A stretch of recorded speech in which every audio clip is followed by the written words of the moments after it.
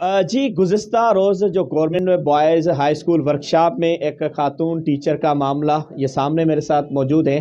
خاتون ٹیچر ہیں فرخندہ شاہین جو گورنمنٹ بوائز ہائی اسکول سے 1 سال سے وہاں پر ٹیچر کے فرائض انجام دے رہی ہیں. تو جو اس وقت سوشل میڈیا پہ اور دیگر میڈیاز پر ان کی جو پریس کانفرنس بھی چل رہی ہے، آخر کیا معاملہ ہے انہی کی زبان جانتے ہیں. اچھا درکشندہ، آپ بھی یہاں پر آج سانگھڑ پہنچی ہیں، اس ساری صورتحال کے حوالے سے کیا کہیں گے آپ؟ ایکچولی یہ ایک ایونٹ ہوا ہے جو لائم لائٹ پہ مجھے لے کر آنا تھا، اور اس میں مجھے ہراس کیا گیا ہے، مجھ پہ فزیکل ازالٹ کیا گیا ہے. میرے پاس میڈیکو لیگل سرٹیفکیٹ بھی ہے اور جو ابھی میں نے وصول کر لیا. آج میں بیسیکلی اسی کے سلسلے میں آئی تھی. تو یہ سارا معاملہ جب ہوا تو ورک شاپ میں ہی ایک شاپ میں میڈیا کی طرف بھاگی تھی، تو میڈیا ہاؤس میں ہی مجھ سے جو ہے موبائل چھینا گیا، جس موبائل میں ویڈیو تھی. جو جناب کہہ رہے ہیں کہ میری جیب سے انہوں نے موبائل نکالا، تو وہ میری ویڈیو بنا رہے تھے سامنے سے ہی، تو تبھی میں نے ان سے موبائل لیا تھا. ان کے کیا کنسرنس تھے، میری اس معاملے میں زیادہ زور اسی بات پر ہے کہ ان کے مجھ سے کیا کنسرنس تھے، وہ میری ویڈیو کیوں بنا رہے ہیں. راجہ ندیم صاحب، ان کے پیچھے کیا حقیقت ہے، ان کا موبائل کا فورینسک لیا جائے. اور جو باقی ملوث اساتذہ ہیں جنہوں نے مجھے تنگ کیا ہے، تب تک تو میٹر شاید اسکول کی باؤنڈریز میں ہی تھا، لیکن انفارچونیٹلی جب میں ہیڈ ماسٹر صاحب کے پاس کال کی، میں نے وہ اسکول میں تو اس وقت میٹر کے وقت موجود ہی نہیں تھے، تو ان کو جب میں نے کالز وغیرہ کی تو انہوں نے مجھے کوئی ایسا رسپانس نہیں دیا جس سے میں مطمئن ہو جاؤں. ڈی او صاحب آئے تو ڈی او صاحب کو میں نے باقاعدہ اعتماد میں لینے کی کوشش کی. ان کو میں نے اس سے ایک دن پہلے سیٹرڈے کو ڈی او صاحب کو بھی میسیجز کیے ہیں. ڈائریکٹر صاحب سے بھی میں تقریباً 15 دن سے لگ بھگ کانٹیکٹ میں ہوں. میرے پاس وائس نوٹس بھی ہیں، تو ان سے بھی میں نے کانٹیکٹ کرنے کی کوشش کی تھی. انہوں نے بھی میرے ایشو کو ایڈریس کرنے کی کوشش نہیں کی. اور جب یہ سارا معاملہ اس طرح طے پایا تو اب مجبوراً مجھے اداروں کا سہارا لینا پڑ رہا ہے.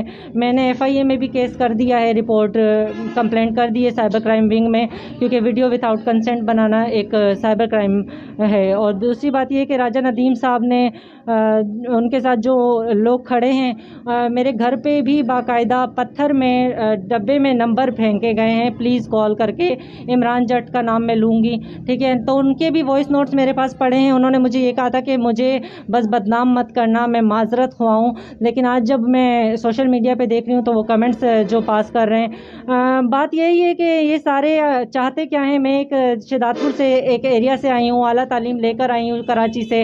تو اس طرح کیوں کیا جا رہا ہے؟ کیا یہ تعصب کا شکار ہیں یا پھر مجھ سے ان کو کوئی مسئلہ ہے؟ یہ مجھے یہ تک کہہ رہے ہیں ہم پٹھان ہمارے علاقوں میں آ کیسے گئی ہو، ہم تو تمہیں نہیں چھوڑیں گے. اچھا فرخندہ، آپ 1 سال سے یہ معاملات کب سے شروع ہوئے؟ اور جو اسکول انتظامیہ کا بھی ہمارے سامنے موقف آ رہا ہے، وہ کہہ رہے ہیں کہ یہ جو الزام ہیں وہ جھوٹے ہیں. آخر کیا وجہ بنی اور اب آپ کے مطالبات کیا ہیں؟ سر بات یہ کہ الزام جھوٹے ہیں یا سچے ہیں، یہ تو انکوائری کمیٹی ڈیسائیڈ کرے گی، انتظامیہ ڈیسائیڈ نہیں کرے گی. میرے پاس سارے پروفز ہیں. ان کو اگر مجھ سے کوئی کنسرنز ہیں یہ بھی پروفز لے کر آئیں. دونوں پارٹیز پروفز کے ذریعے بات کرتے ہیں، اس کے بعد بات کریں گے. اور جو میرے کنسرنز یہی ہیں کہ جو کلپریٹس ہیں، جو ملزم ہیں، انہیں سزا دی جائے، انہیں ان کے حتمی انجام تک پہنچایا جائے، تاکہ کسی کی دوبارہ ہمت نہ ہو جینڈر بیسڈ وائلنس کو پروموٹ کرنے کی، ورک پلیس پہ سیکشولی کسی کو ہراس کرنے کی، کسی کو فزیکلی ٹارچر کرنے کی، سائیکولوجیکلی ٹارچر کرنے کی. یہ ایک سائبر کرائم والا کیس بھی ہے. تو سائبر کرائم سے بھی ایک، کیونکہ ٹیررزم ہمارا جو فائنینشیل ایکشن ٹاسک فورس ہے، اس کے ہمارے یہ ہیں کہ ہم ٹیررزم کو روک رہے ہیں. تو ٹیررزم پہ روکنے کے لیے پاکستان کام کر رہا ہے. ہم ابھی گرے لسٹ سے نکلے ہیں. تو ظاہر سی بات ہے اس طرح کی چیزیں اگر ہوں گی تو ہم واپس گرے لسٹ، بلیک لسٹ کی طرف جائیں گے. تو بیسیکلی میرا مقصد صرف اس کا یہ ہے کہ میں اپنے ملک کے لیے ایک اپنے استاد ہونے کا بھی فرض انجام دے رہی ہوں، ایک شہری ہونے کا بھی اور ایک عورت ہونے کا بھی. اچھا آخری سوال کروں گا. سوال یہ ہے کہ اب آپ کو ریلیو بھی اس اسکول سے کر دیا گیا ہے اور ڈی او نے ایک کمیٹی بھی تشکیل دی ہے، اس پر آپ کیا کہیں گے؟